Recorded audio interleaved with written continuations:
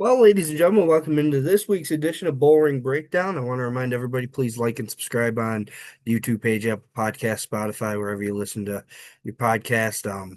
Like us on Facebook at Woodhall Raceway and then Woodhall Raceway 64 on TikTok. A couple big things. The mall show, that is March 14th and 15th. For you drivers, I plan on attending that. The move-in day will be Friday the 13th, kind of just the way it's always been for um the past however many years. So once again at the Arnott Mall in Big Flats, New York. So um should be a great time. I know that season passes, pit general admission, all that stuff will be on sale, as well as I know there's going to be a few different kind of raffles and giveaways and just different things that we're going to try to do to make the show a little bit bigger. So more to come on that, more with an exact time on the move in and all that stuff to come a little bit. Not exactly sure on the registration part. That is that's to come a little bit later too. Right now, our general manager is out on vacation.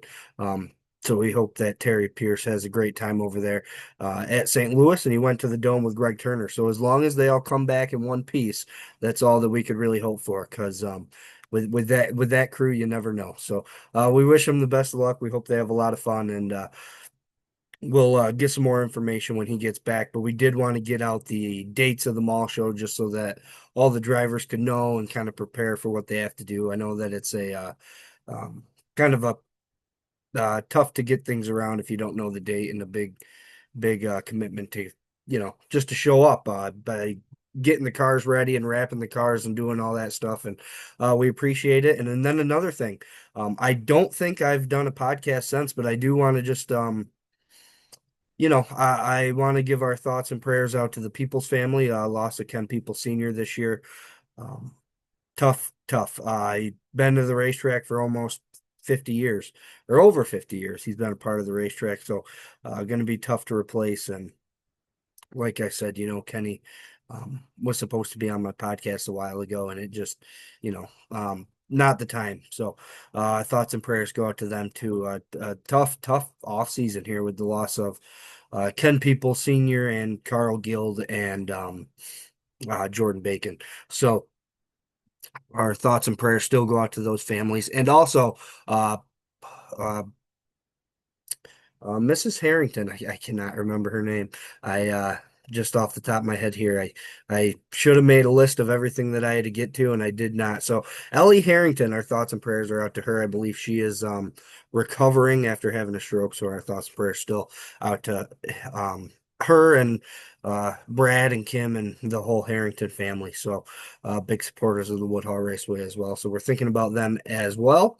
Kind of a somber note there as we start the podcast here, but we're going to go ahead and get on into the interview. The driver interviews, they are, or I guess interviews in general, we do more than drivers. Got a couple of different things going here. But they're brought to you by D&L Disposal. They should be your first call for your waste management needs. They offer regular residential garbage route in Jasper, Truthsburg, at Woodhall, Addison, and the surrounding areas. Aside from that, they also offer a dump trailer service rentals for your bigger needs. They'll drop it off at your location. All you have to do is load it up, and they will come and take it away. Give them a call today at 607-382-7609 to get started with D&L Disposal, the premier residential waste management service in the Woodhall area. So, without further ado, we're going to go ahead and get this interview underway. We got I believe it's a second full year in the Crate Sportsman, finished fifth in points. Jacob Trowbridge, a relatively new guy here to the racing scene. So we're going to go ahead and get him in here in just a moment. So Jacob, how we doing today? Wonderful. How are you, sir? Oh, not too bad, I guess. As an avid snowmobiler, I'm kind of happy there's snow on the ground. And as a hunter, it might make it a little easier for you to track deer. So, It's wonderful. We appreciate any time we can hunt with snow on the ground. yeah. You a big hunter then? I don't know if I would say I'm a big hunter, but I try to get out as much as I can. Didn't get out much during archery this year, but been out during rifle quite a bit so far. You sound a lot like me. I do it because that's what my family's done for long in my life that I just do it. But you know, if I miss a day, it doesn't kill me any. Yeah, I would. I wouldn't mind doing it more than what I do it, but Sure. work gets in the way and other things. So Sure.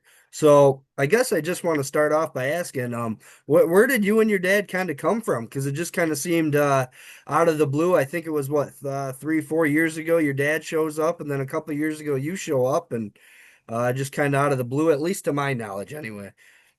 yeah, he's been racing 3 years now. I've only been racing two, but I guess we just, I mean, really haven't been doing the racing thing as an overall for that long. Probably, I would say 6, 7 years maybe. We've been going to the races, watching the races, stuff like that. And Dad just thought it would be something to get into, be fun. So of course he bought a car, and then the next year I bought the car that he raced his first year off of him, and it's gone downhill and uphill since then, I guess. Right. Um, I guess what kind of made you follow in there? Do you just kind of talk to him and he said how much fun he was having? You wanted to try it out, or Sorry, you're cutting out a little bit. okay? Can you hear me? I can we All right, so I think we got pretty much the well, I hope we got the technical difficulties worked out. But Jacob, I asked you where you guys kind of came from, and you said your dad bought a car, and then you bought his car off of him. Is that kind of where you left off there? Or? Yeah, kinda. Uh, I ended up, I actually bought a car in Vermont, drove all the way to Vermont to get it. And then when I got back, I tore the car completely to pieces and decided that a lot of it wasn't up to our racing standards, I guess. Some of it was cracked and broken. And so I ended up buying the chassis and stuff off of my dad that he had raced his first year and bought a bunch of new stuff. And then we went from there. And then last year, we both decided that our equipment wasn't exactly what we were looking for. So we completely overhauled again. So we're trying to get out of the completely overhauling all of our racing equipment every year. Right. What kind of made you guys go towards sportsman? Did you just kind of do that because your dad did that, or was there any? So I would say probably honestly is we would both love to run modifieds, but the budget just isn't Sure. there to run one modified, let alone two. Right. So it's basically as close as we could get to what we wanted. Right. Do you guys kind of work out of the same shop and do the same deal and just kind of help each other out, or how's that work? Yeah, we help each other out quite a bit. He works out the garage that's attached to the house, and I work out their business's shop, which is literally right over the bank from the house. So we're back and forth on each other's cars and everything all the time. Now, how does that work? Do you guys come in with like the same setups, or do you guys kind of do your own thing that wise and see who hits a little bit better? So really, I mean, a majority of our setup is pretty identical for the most part. Maybe on a night at the track, if I'm feeling something a little different than he is, maybe we adjust a little bit, but it's tough. That's probably been our hardest thing to figure out since we got into racing is our driving styles are a lot different than each other. So our car setups in theory should probably be a lot different than each other, and it's tough figuring out one car, let alone two cars at the same time, especially when we can't watch each other race to see how we think the car is handling for the other or anything like that to try to give our 2 cents. So it's been a struggle, but Right. Have you ever thought about maybe bouncing some things off your in-laws? yeah, maybe they like to keep things close to the vest a little bit, which is understandable. They help some, but as in anything, they got to keep their competitive advantage to themselves. Right. How I guess how excited were you when your dad won that heat race? Because I think Oh, you pulled up next to him if I remember correctly, and it was a pretty cool moment. unbelievably excited. That's winning heat races might not be much for some race teams, but for ours at this point in time, it's huge, and it was his first one, so Well, it was there's been awesome. guys that have been doing it for a heck of a long time that have never won a heat race, and 3 years in really isn't that, that's not that long of a time.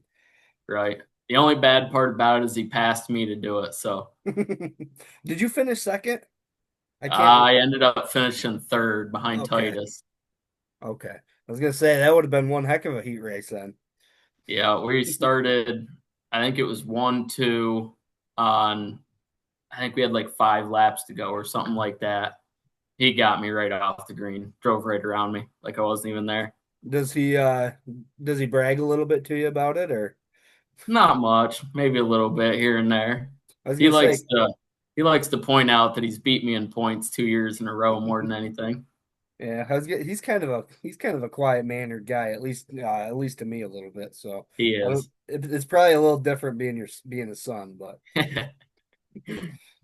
do you guys ever butt heads working in the shop if you have an idea and he's got an idea and Oh yeah, for yeah, sure. yeah.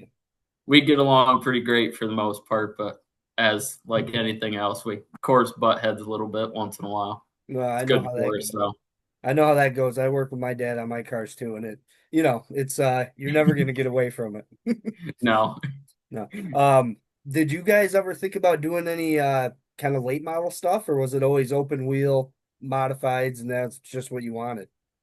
the open wheels, like I said, specifically modifieds is what piqued our interest the most. That if I ever got offered a ride or Sure. ever thought it could happen, I would never turn it down ever. I think they're just as cool as anything else. I love watching the pros do it and stuff like that with the late models and stuff. But I don't know it. One thing that's a little tougher with the late models is traveling. I mean, it's our biggest tracks, obviously Woodhall, and you guys do run late models, but then every now and again we go to Outlaw and stuff. But if you got a late model, it's tougher to get around because some tracks just don't race them unless they're special events for some reason. Right. And especially down where you are. I don't trying to think what other tracks are you guys close to? Really nothing. I mean, you'd have to go pretty south into PA to get closer to other racetracks, and definitely the more south you go in PA, I don't know as though they run as much late model and stuff. They're more sprint cars and modifieds. Right. What about one of them? Did you ever hop in one of them, or is it kind of the traveling deal too? Uh, I would try it. I think you got to be a little bit crazy to try it, but I don't have the you would guts to try it. do it. I don't know if I could drive it how them guys drive it, but I'd Of course, try. of course, I don't have the guts to drive a sportsman. Oh, sure you do. You did it. Yeah, well, you should have saw the out of car cam.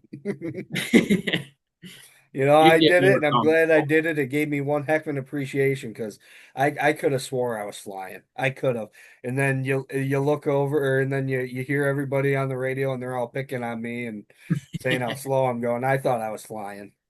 Yeah, I can tell you from going from being a fan and just watching to getting frustrated watching the people that you like. Maybe they're having a rough night or something like that, and you get frustrated with it when you're watching them. When you finally drive the car, it gives you a whole different appreciation for what's really going on and what it takes to actually drive a car, and how one night the car can be good and the next night it might be absolutely junk and you're just chasing it all night long. Right. Absolutely. And I just had that little hot lap session, but just the how fast it seems when you're going is incredible to me. And I'm out there all by myself.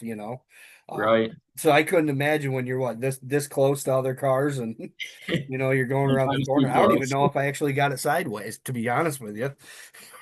I think you did a little bit. I watched the in-car cam. I think I did towards the end. I started to get the hang of it a little bit better, but Towards the end, you were pushing it a little harder for sure. But yeah, I used to be that fan too. I'd sit in the grandstands. I'd say, "Oh, come on, you can't go faster than that, or you're kind of making an ass of yourself. You ought to just get off the track." And then I'm sitting in that car thinking, "Boy, I'm going 100 miles an hour." Well, no. Yeah, So I can't. can't lie and say I've never thought when you got the same person spin out a million times, you're like, Mhm. come on, really? You can't drive the car. And I've been that person that spins out multiple times in one feature, or spins out twice or three times in a heat. And sometimes it gets the best of you. And My thing is it just feels so unnatural. I mean, I'd go into the corner. I thought I was going to tip the thing over, and it never, So I'd go to autocorrect or I'd go to overcorrect, and then the whole thing would get out of whack, and the car hated me. But yeah, that's one thing. I think we had a little bit of a smoother transition than some do. Some newer cars or newer drivers do because we both started out on torsion bars and right side pannards. So it gives you a little bit of a taste for how the car is, but nothing like you jumping right into something with coils and left side pannards, a lot more aggressive. It's a lot bigger of a swing. right. Did you guys do any racing at all, or did you No, just hop never. into sportsman? Just hopped in the sportsman. Wow, Neither of that's us had ever raced anything. yeah, that's actually that's really your dad never did either. Nobody in your Nope, huh. never. Wow, No, that's none of my family had ever raced anything at all. It was the first year that he got into it. It was a complete swing for the fences, and we are gonna see how this goes.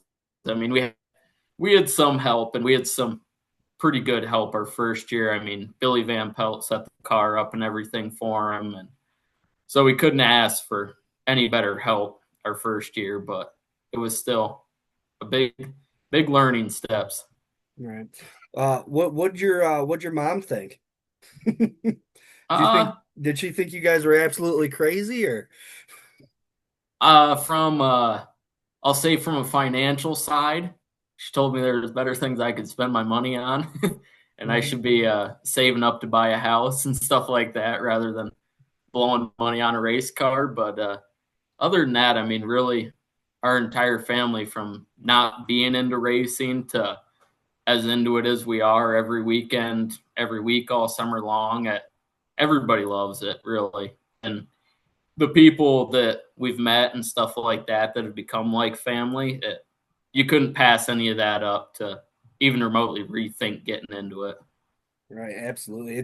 I always say it's funny because my entire life really is I spend every Saturday in the summer with these people and then I never see them again until March. But it just seems to be the way that it goes. But Yeah. and then I sit home all winter and don't talk to anybody but my family. Yeah. During the summer, I see the people at the racetrack more than some of my own family for sure. Oh yeah, definitely. Does your whole family go to the races and watch you guys or?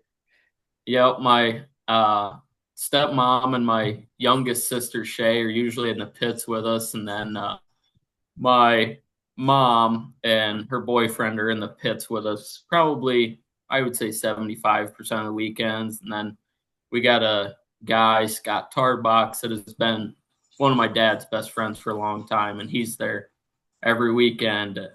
I don't think he could possibly scare him away.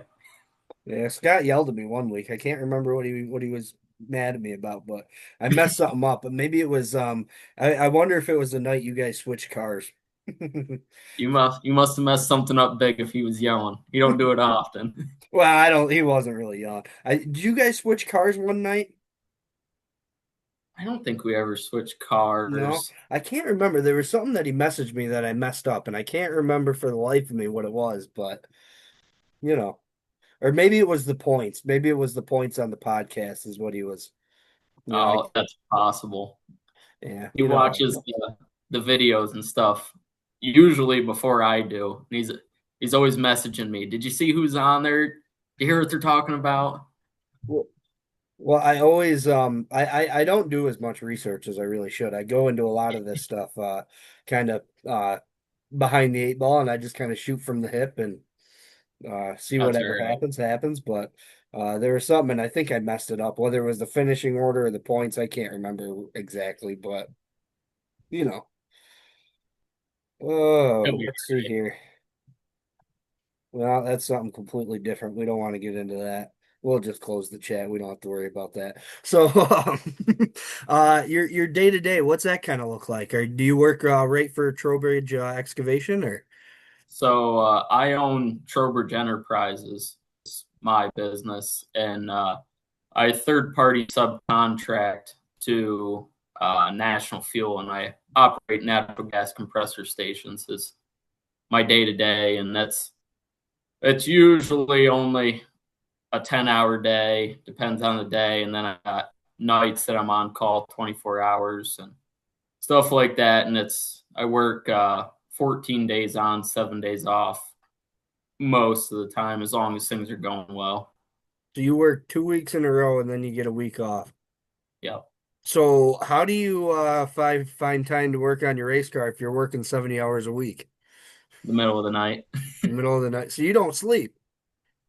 There's some weeks that sleep is pretty minimal, but it definitely, if we have two bad weekends at the racetrack and I got to work 2 weeks straight and we're fighting race cars and stuff all week long, it turns into two pretty long back to back weeks for sure. Do you live on Monster Energy and Red Bulls or Red Bulls, not Red Monster. Bulls? I took a shot in the dark. I figured one of them had to be right. Yeah, you got one of them right. Every once in a while, somebody will throw a weird energy drink that I've never heard of, but Yeah, I most don't of the get time into it's one those of them. weird ones. Yeah, it's not good for your kidneys though. No, it's not. I got one of the older guys that I work with at work. I was drinking a Monster the one day, and probably been about 2 years ago. And he sat there and read the ingredients off to it and told me how terrible it was for me and I shouldn't be drinking them. And I have never drank a Monster since that day. Really? Have you ever had somebody sit down and read you the ingredients to Red Bull? No, Because I'm gonna go out on a limb here. I don't know for sure, but I'm gonna go out on a limb and say it's probably not that much better. I don't believe so. No. Hey, I can't. I don't blame you. I've drank them. My girlfriend's drank them. Everybody's got to have one once in a while, right? Oh, yeah, you have to get a hankering for it. Right. So do you work on your dad's car all week too, or just does he does his own thing and you do your own thing, and So unless there's something major? yeah, as long as we're just like basic maintenance for the most part during the week, he does his, I do mine. And then because I work 2 out of 3 Sundays. Sundays are usually wash day, and he washes both of our cars, and then in return, I get to be tire prep guy and do all the tires. So we trade that off, and if there's major maintenance that needs done or cars need scaled or something like that, we help each other out. But as long as it's just straightforward stuff, the divide and conquer usually seems to go fast, helping each other. Right. So which one's worse in your opinion, tire prep or car wash? He's sitting in your shot, so I'll say car wash, but tire prep's pretty rough sometimes. Yeah, all I know is I would have no interest in taking every body panel off of a crate sportsman and washing it all and putting it all back on. But And hey, I can honestly say once in a while I wash the cars. I don't do near as good of a job as he does. He is meticulous about getting the cars washed, so as a positive. that's that older generation mindset. That's right. They're in it for everything. They're either Yeah, going to do it right or not do it at all. that's right. I get going too fast and get ahead of myself a little bit. Miss things once in a while. So what do you have any free time? I like to ask what people do in their free time, but do you have any free time during the race season or Not really during race season. Yeah, honestly, not really. Not much. do you do Usually any? my usually my week off consists of catching back up from business things and race car things and other stuff that have gotten pushed off for 2 weeks while I didn't have time. And it goes fast. You would think that 7 days off is nice. And 7 days off, I usually end up working harder those 7 days than I do my 14 days at work. Yeah, I couldn't even. I mean, 14 days straight in a row of 10 hour days every day, 14 days in a row. Wow, yeah, that's quite a gig.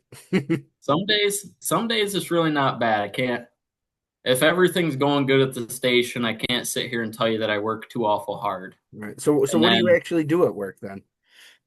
as long as things are going good, really just monitor. So we got compressors, obviously, that compress the gas, and then dehighs, which are dehydration units that pull the basically it uses glycol to pull the moisture out of the natural gas to dry the gas, and then from there it gets sent out of the station to a distributor like Tennessee Gas or Dominion or somebody like that to then they cut it down and sell it residentially to whoever. But so if everything's going good, really it's just watching numbers, making sure everything's running the way it should be, and a little preventative maintenance here and there. But when it goes bad, it's usually really bad Right. because everything. Do you have to get a lot of overtime then when things go bad? It when things go bad, yeah. I mean it a little bit. We share the load, so I have the station during the day, and then we have somebody's on call every night, and you're usually on call for multiple stations during the night. So if you're really getting your butt kicked and it's been a couple days in a row that you're working long days, some days you can pass it off to the on call guy. Sometimes you just eat it and take the overtime. It's really a toss up, depends. Some guys like the overtime, some guys don't. Sometimes you can get extra overtime, a different station you're not even a part of. Right. But Based on what you said, it just kind of sounds to me like you have a 10-hour day that's pretty nice, but then your 10-hour day could quickly turn into an 18-hour day. yeah, it's usually so basically the best way to put it is we are paid to be there for when things go bad. Hmm. You just hang out until they go bad. And when they go bad, that's what they really pay you for is to fix whatever's going bad as fast as you possibly can. Right. Sure. Hey, that sounds like a pretty neat gig though. I don't know if I've ever heard of a job doing 14 days off and 14 days on and 7 off, other than like like truck drivers, traveling stuff, that kind of stuff. But you know. Yeah, I can't say I have it too bad. We do have a rotation of guys that work 3 weeks on, 1 week off. So I couldn't imagine that. I can tell you sometimes by the end of 2 weeks, I'm pretty burnt out. And Oh, then I'm sure. thinking about having another 7 days after that sometimes would be quite the stretch. Do you ever get to the end of the 7 days off and you go, oh boy, I got 14 straight to do? Yeah, sometimes. I just did my 2 weeks on, and then I covered somebody else for Monday through Friday, and then I had Saturday, Sunday off, and then my 2 weeks following that. So I worked 5 days of my seven off, and I got my butt kicked pretty good. The 1 week I had was like 108 hours. My second week of the five in a row, and it was rough. Yeah, I that's a was healthy begging week. for the end of it. I'm sure. You never thought about family the follow or following the family business and excavation and construction? Yeah, for sure. I mean, that's I worked for dad all through school, and then I went to college to be a diesel mechanic, and I worked on heavy equipment, so I got my associate's degree in that, and then I moved down to, I guess I would say, the Harrisburg area, and worked for a big heavy equipment company down there, and that only lasted about 6 months. I hated living down there, so I moved back up here, and that's when I got into the natural gas stuff. And it, as Dad would put it, I guess I'm a little bit too high maintenance. He can't afford to pay me. um, did you just not like the I guess the city aspect of Harrisburg, or because you're pretty well out in the middle of nowhere, pretty much. So, Yeah, it's I mean, I went to college in Williamsport, so that was shell shock enough for daily life. And then moving down there, what really started to get to me was I didn't go to a shop every day. I was I guess you could call it an on-road mechanic. I had a service truck and everything. And the big thing that they did was build warehouse pads. Well, when I got hired, newest warehouse pad that they were doing was out in Allentown. So I was driving from Harrisburg to Allentown and back every day. And it would be, you'd work a 14-hour day on Friday and then have to drive all the way back to Harrisburg. And I mean, it was nothing for a trip to take me 3 hours one direction on Friday or like a Monday morning or something. And that was the basically working 19, 20 hours a day and getting paid 14 for it just because of traffic was unrealistic. I was getting burnt out. Sure. Sure. Yeah, I don't Harrisburg's not that big of a city, but I think it'd be big enough for me to not want to live there. It's too I'm not big. much of a city boy. It's too big for me. Yeah, me too. It's kind of funny though that you're high. Usually the high maintenance people like to go to the cities, don't they? I suppose. I don't know if I'm high maintenance per se, but I guess I'll just say it. Make good money for my business, and it's tough for a small excavation business to do that, to Sure. be Well, able to pay me what I make. right. Well, everybody likes more money. It's always Oh, that's for the name of sure. the game, right? And I will say you're young too. Everybody told me when I was young to work those 70, 80 hours a week because when you're like your dad's age, you're not going to want to do it. So, Yeah, when I complain about being tired, he tells me I'm young, and he did it when he was my age, so I shouldn't be complaining. right. Yeah. Now they do well drilling too. I want to mention that too, right? Yep. Your dad's business. Yep. Yep. What do you do in the winter? I know you said you hunt. Do you do anything else other than hunting, or just kind of working on race cars, waiting for the spring? I was gonna say it's the race car thing's still a full time project for us around here, but yeah, we work on race cars and hunt, and of course try to enjoy the holidays with the family and watch football. Love watching football, but that's really probably about it. Yeah. We don't do anything really crazy. Right. Did you have a good Thanksgiving? Yeah, I got to work Thanksgiving, so So, it was so not maybe too not bad. as good for you as everybody else. The food was good when I got home. Good. Good. Has your girlfriend ever mentioned anything into getting a race car? So for those of you that don't know, um he is dating Isabel Barron's little sister, correct? You know, Right. So has she ever mentioned anything about getting a race car, or is that kind of uh, she's talked about it a little bit that maybe she would like it now more that she's older. And I keep telling her if she wants a race car, we'll figure out a way to buy her a race car, but she hasn't pulled the trigger on it yet. So have you we'll ever see. thought Maybe someday. right? Have you ever thought about doing what Kyle did for me? Just throw her out at the end of the races and see if she catches that bug. Yeah, I would give her a shot. Might terrify me, but I'd give her a shot. Just tell her to miss the big marshmallows because boy, do they come a lot quicker than you would anticipate. Yeah, yeah, they do. Miss the wall and the Uke tires. You go off the back stretch all you want. We'll figure that out. But Right. Have you ever clicked the tire? I'm sure you have. I think oh everybody yeah, has. oh yeah, they do some damage on a front axle when you hit them hard enough. Yeah. Have you ever been in a really I guess bad wreck or no? No, never been rolled over or nothing like that. Okay. Nothing, I was nothing trying to bad really. I've been pretty fortunate that way. absolutely. I was trying to think off the top of my head and my memory kind of sucks, so No, nothing terrible. right. Well, I think I've kept you for a while, and you were nervous, but you did a great job. I'll tell you that.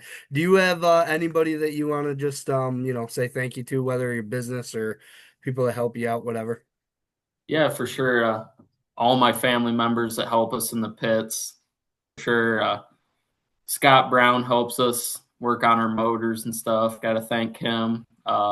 Trowbridge Construction and Excavation, Trowbridge Enterprises, Stick Built Welding, Trackside Products, Al and Paula and their dog Munch have been great to us. They go in there having no idea what we're looking for race car parts, and they always help us out.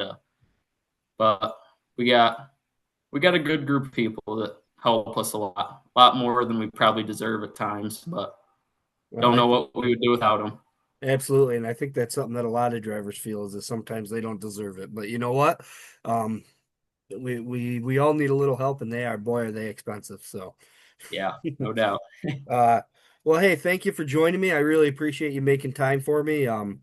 Glad we could work out a time. I know it was kind of up in the air exactly what we were going to do, and I had to delay us a little bit, but I appreciate That's you okay. sticking with me and joining me tonight. Yes, sir. Thank you. Hey, you have a good night and have a great Christmas. You too, sir. Thank you. So once again, I do want to remind everybody that interviews are brought to you by DNL Disposal. They should be your first call for your waste management needs.